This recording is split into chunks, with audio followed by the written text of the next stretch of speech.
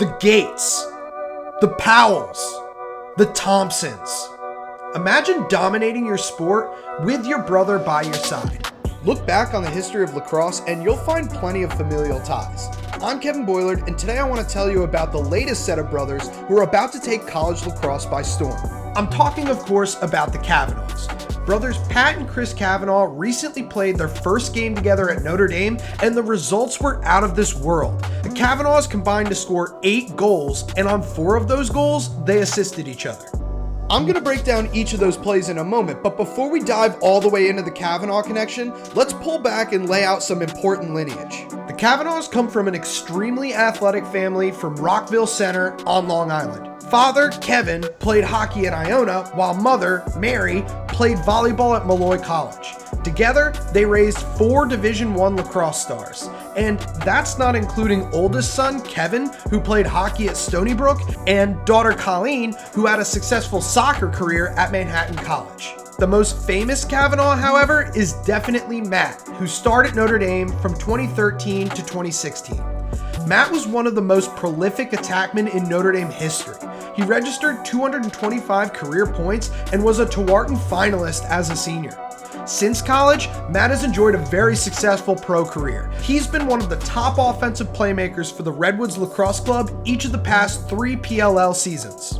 While Matt was still at Notre Dame, Brendan Kavanagh began his college career. Brendan didn't garner as much national attention as his older brother, but he made his mark at Hofstra and has carved out a career of his own in the pros.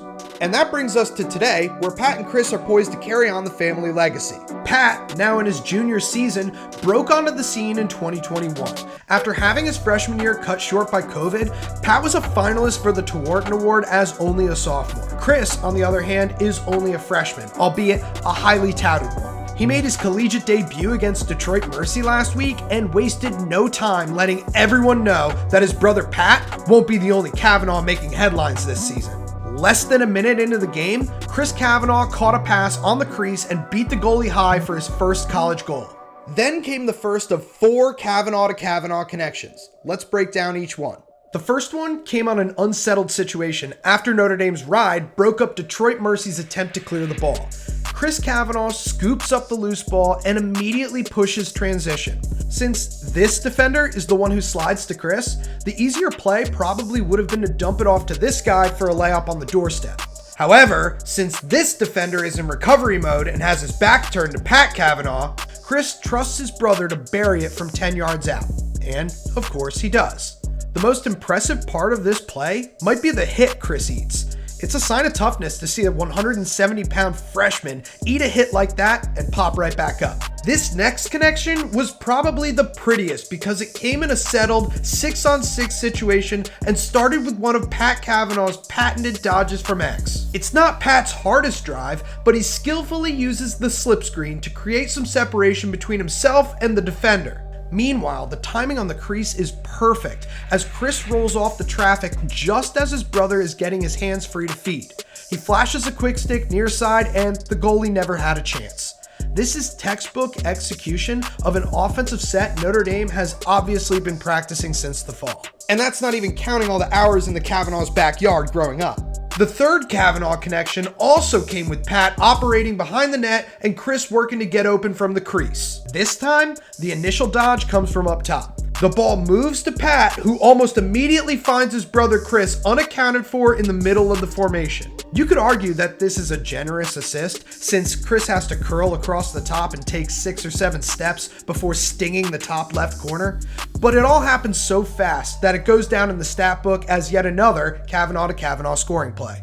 The final connection was nothing mind-melting really, just an extra man opportunity where an unpressured Chris moves the ball to Pat, who takes what's given to him and sticks one on the far pipe from the righty wing. A lesson for the Detroit Mercy man-down defense: you can't give a player of Pat Kavanagh's caliber that much time and room to pick his spot. Overall, the Kavanaghs combined for 8 goals by the 9:42 mark in the second quarter. Pat would end up recording 1 more assist after that point to finish the season opener with 4 goals and 4 assists, while Chris would finish with 4 goals of his own plus 2 assists. An impressive 6-point debut for the Fighting Irish freshman, and an eye-popping total of 14 points from the Kavanagh family.